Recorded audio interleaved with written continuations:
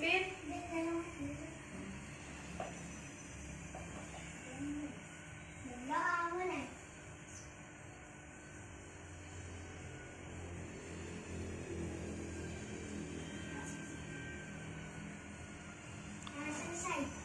Oke, Ibu mau tanya ya, Ibu kalian biasanya kalau belanja itu di mana? Di pasar. Biasanya beli apa aja? Tempe. Terus? Tahu, Sayur, tahu. ikan. Oke, pintar. Oke, hari ini kita akan belajar tentang hukum permintaan dan penawaran. Sebelum kita memasuki materi, Ibu akan membacakan tujuan pembelajaran hari ini ya. Tolong didengarkan. Tujuan pembelajaran hari ini yaitu melalui kegiatan pembelajaran ini, peserta didik dapat menjelaskan pengertian permintaan, penawaran pasar, dan harga, menyebutkan faktor-faktor yang mempengaruhi permintaan dan penawaran, menjelaskan kurva dari permintaan dan penawaran, dan menyebutkan fungsi pasar. Nah, di sini terdapat juga KIKD-nya. Saya akan bacakan, yaitu KI1 menghayati dan menjunjung tinggi agama yang dianut. KI2 menghargai dan menjunjung tinggi perilaku jujur, bertanggung jawab, disiplin, percaya diri, peduli terhadap sesama dan lingkungan dalam berinteraksi dimanapun keberadaannya. KI3 memahami pengetahuan yang berwawasan luas, baik secara faktual, konseptual, dan prosedural terkait fenomena-fenomena yang terjadi. KI4 mencoba mengelola dan menyajikan dalam ranah kognitif, mengetahui, memahami, menerapkan, menganalisis, mewujudkan, dan mengevaluasi pembelajaran yang sudah dipelajari di sekolah. Yang kedua yaitu kompetensi dasar. Kompetensi dasar yang pertama yaitu memahami konsep interaksi antara manusia dengan ruang sehingga menghasilkan berbagai kegiatan ekonomi, produksi, distribusi, konsumsi, permintaan dan penawaran, dan interaksi antara ruang untuk keberlangsungan kehidupan ekonomi sosial dan budaya Indonesia. Indikator yang harus dicapai yaitu siswa mampu memahami definisi permintaan dan penawaran dan pasar dan harga. Yang kedua, siswa mampu menyebutkan faktor-faktor yang mempengaruhi permintaan dan penawaran. Siswa mampu menjelaskan kurva dari permintaan dan penawaran. Itu aja ya. Oke anak-anak, Ibu akan memberikan putaran video. Silakan kalian simak ya dan dengarkan. Pernahkah Anda bertanya, kenapa ya harga semangkok mie bakso adalah X rupiah? Kenapa juga harga sandal jepit Anda itu Y rupiah? Atau mengapa sih harga tiket masuk bioskop sebesar Z rupiah? Sebenarnya, dari mana sih datangnya harga itu? Dari sekian banyak faktor yang mempengaruhi harga, kali ini kita akan membahas salah satunya, yaitu hukum permintaan dan penawaran. Pernahkah? Oke, dari video ini ada yang tahu nggak permintaan itu apa? Oke, hukum permintaan adalah jumlah barang atau jasa yang diinginkan atau dibutuhkan oleh pelanggan. Nah, di dalam hukum permintaan ini terdapat faktor-faktor yang mempengaruhi permintaan, yaitu, yuk bacakan ya.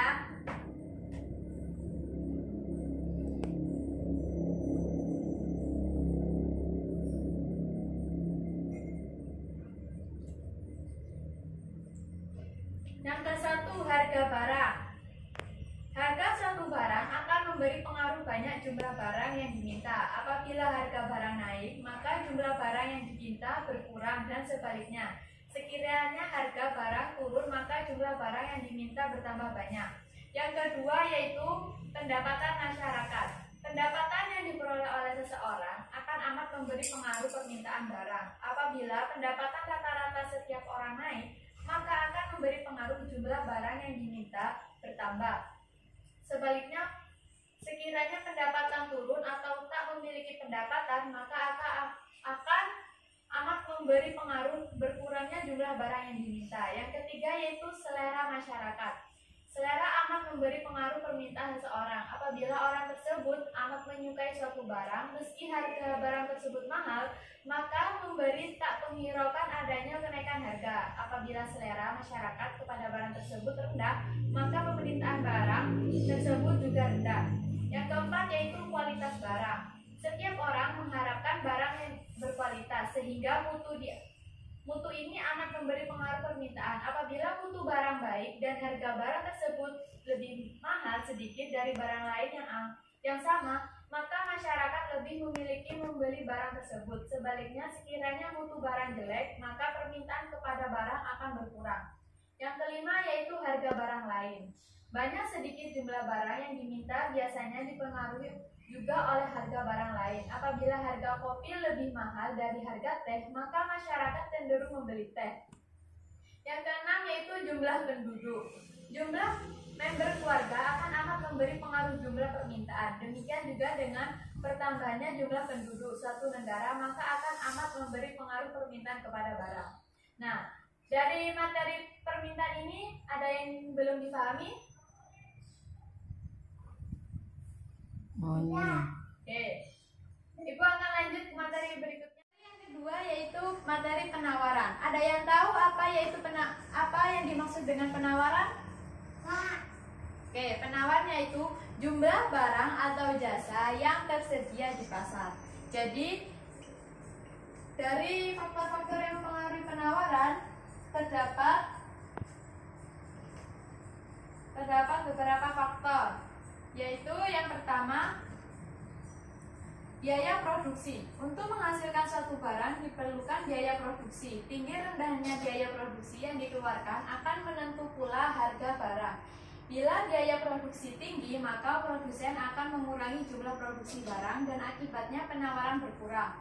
Sebaliknya, jika biaya produksi murah, maka akan semakin banyak barang hasil produksi dan penawaran akan bertambah. Yang kedua yaitu teknologi. Teknologi yang digunakan dalam memproduksi barang dan mempengaruhi jumlah dan kualitas barang hasil produksi. Semakin tinggi teknologi yang digunakan dalam memproduksi barang, maka kualitas dan jumlah barang hasil produksi bertambah, dan ini berpengaruh pada naiknya jumlah penawaran. Yang ketiga yaitu harapan akan mendapatkan laba. Dengan harapan memperoleh keuntungan atau laba yang banyak, maka produsen berlomba untuk meningkatkan produksinya serta memperluas dan mengembangkan usahanya guna memperoleh keuntungan yang besar. Oke, materi yang ketiga yaitu pasar. Ada yang mengetahui apa itu pasar? Tahu. Apa? Enggak. Biasanya pasar itu tempat berjualan. belanja. Oke. Nah, di sini yaitu adalah pasar merupakan tempat bertemunya penjual dan pembeli untuk melakukan transaksi jual beli. Nah, yang keempat yaitu harga. Harga itu apa? Nilai tukar suatu barang yang dinyatakan dengan uang. Oke, dari materi ini ada yang belum dipahami? Enggak. Oke, Ibu lanjutkan video yang selanjutnya ya. Anda mendengarnya? Secara umum, istilah permintaan dalam umum diartikan untuk sedangkan istilah dojen. Punya apa? Kira-kira contoh sederhananya seperti ini. Misalnya Anda bayangkan diri Anda sebagai penjual susu murni.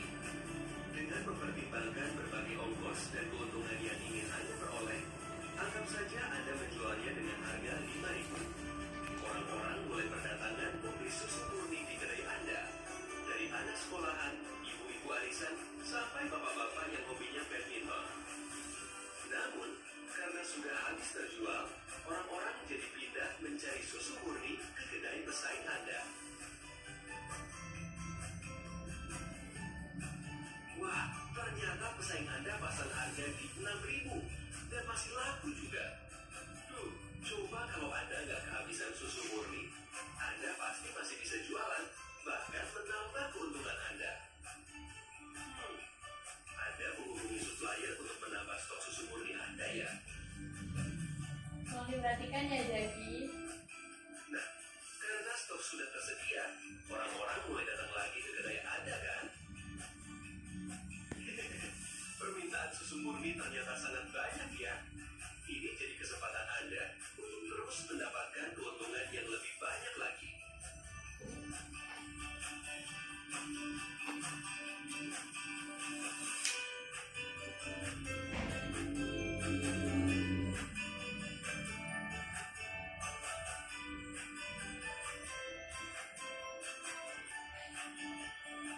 Dari kurva ini adalah kurva dari segi pengusahanya. Dilihat dari segi pengusaha ya. Apabila harga semakin tinggi, maka jumlah barang yang akan ditawarkan akan semakin tinggi pula. Ini adalah kurva permintaan. Ini dari segi konsumen ya, atau dari pelanggan. Apabila harga barang semakin tinggi, maka jumlah permintaan akan semakin sedikit. Dan gitu pun sebaliknya, apabila harga barang semakin murah, jumlah permintaan akan semakin banyak. Seperti kurva berikut ini ya. Dapat dipahami? Selanjutnya yaitu ini adalah kurva antara kurva permintaan dan kurva penawaran. Apabila dua kurva ini digabungkan, maka akan terjadi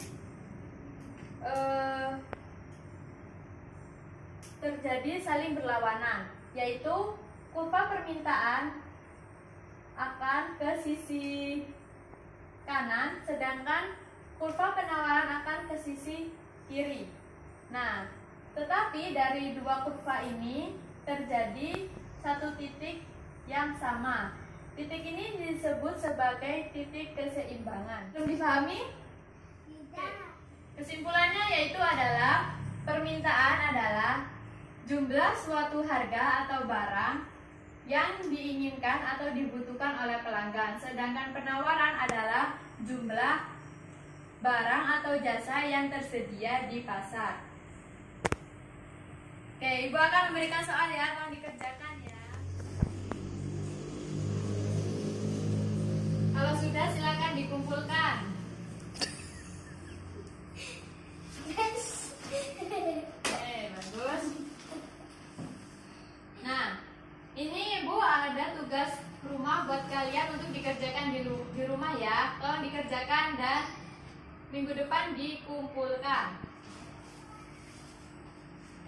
Oke, sampai di sini. Apa masih ada yang ditanyakan? Enggak. Oke, Ibu akan tutup pembelajaran hari ini dengan bacaan bis